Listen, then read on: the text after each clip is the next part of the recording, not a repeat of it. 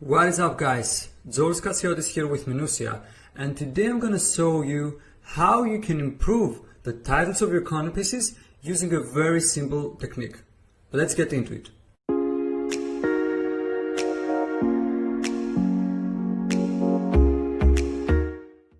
So, as you can see here, what we have open is a simple Google Sheet, a Google Sheet that we have used and that we've turned basically to a content database. We've sourced data from Ahrefs, from websites that we like and that we know that publish good content consistently over a long period. Okay, and so we have many websites here. As you can see, we have buffer.com, we have neilpatel.com, we have Hootsuite, we have CXL, CoSchedule, and so on and so forth. Many websites in this content database. Right now, we have more than 25,000 titles, okay? And as you can see, the data that we have is the page title, obviously, the page URL, the number of referring domains, the number of shares on Twitter, the number of shares on Facebook, Pinterest, the total number of shares, the social power, which is a metric that Ahrefs gives us, and what you can see here labeled as last updated, which is basically a date that shows us that this was the last date this particular piece of content was updated in our list, okay, in our database basically. There are two ways to use this to improve the titles of your content pieces. And I will share two different examples to show you how that works for us. As you can see here, we have an article published on LinkedIn basically, and it was published, as you can see, on June 25. The title is "You're Doing SEO Wrong. Here is Why." Okay, and obviously with this article, I wanted to promote some principles that most people in the SEO world think that are correct, or they think them as accept them as principles, as something we have to follow and live by.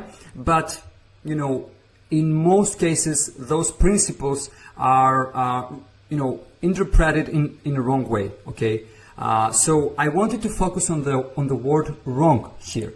So here's how our topic finder comes in handy. Now, as you can see here, what I did is simply put the word that is important to me and was important to me to form the title of this piece, which is simply wrong. I insert it here, and in an instant our topic finder returned a very nice list of content pieces and page titles from websites that we know publish good content and content that gets, in many cases, many social shares. And so we have a very nice list that we can use basically to be inspired from. Okay, for example, we have this piece over here that got more than 1,200 shares in social media in total from neilpatel.com. We have another one from Unbound, another one from Search Engine Journal. Your data is wrong. Here's why. Another one, very, very good title. And basically, I like this one. Okay, this one is from Unbound. And basically this title from Unbound was the one that inspired me to form the title of my published article on LinkedIn the way I did, okay?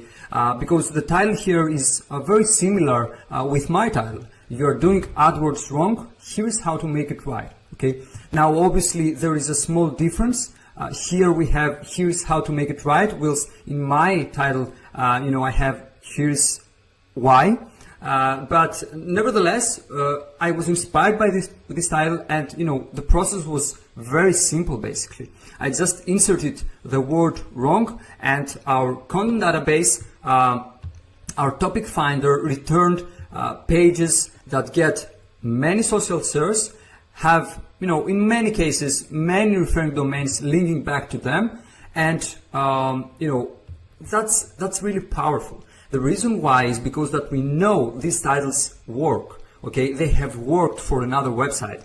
The argument here could be, but those websites are very popular when it comes to marketing, for example, and that's, totally correct. But that's exactly why we are using them, because those those websites know how to form great titles, and we're just, borrowing elements in order to form great titles for our own brand, but mainly for our clients, okay? Now, there is a second way, as I mentioned, to use that. And the second way I'm about to show to you has, the same, has a similar philosophy behind it. So let's get into the second example. As you can see here, what we have is the target term that we want to target with a content piece for one of our clients, and it is how to create an online course, okay? As you can see, this is a quite competitive term that gets, a nice volume of monthly searches, according to Ahrefs, of course. And let's get an overview of how the SERPs look like for that particular term. Now, as you can see, the intent behind the query here, our target query, how to create an online course, is pretty clear. Because what we need to create in order to have chances of ranking on the SERPs is a how-to guide, okay? Besides this result over here, all the other ones are, step-by-step guides on how to create an online course, okay? So it only makes sense that the word or, the phrase how to, these two words together have to be a part of our title, okay?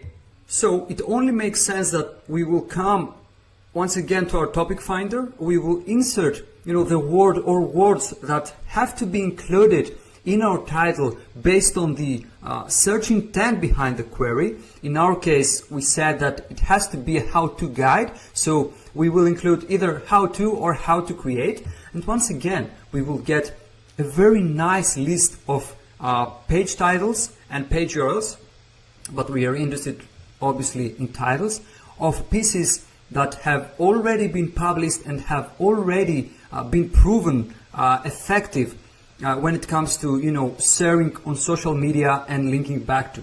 We have over 300, almost 330 page titles we can get inspired from and get ideas based on our target query, which is how to create an online course. And this is powerful. Remember, we are not trying to steal here, okay? But there is nothing wrong with seeing what other websites that are considered to be very successful in our niche are doing, and just get inspiration, get inspired by them in order to form a better title. The truth is that from the moment we started doing that and started thinking like that, we've changed our process of creating titles both for our own brand, because as you saw earlier, we had an article that was published on LinkedIn, okay, which is not the same as publishing something online on our own blog, for example. So this comes in handy in many occasions, basically every time that we want to form a title, both for our clients and for our own brand, okay. And the logic behind it is fairly simple. We just made a list of websites that we know publish great content, and we just used Ahrefs as our data source and got the most shared pages, okay? And that's it. That's it basically. There is nothing else to it. You can get inspired by other websites, and you can learn from what they have done. And when something has been proven to work, you can use it to your benefit.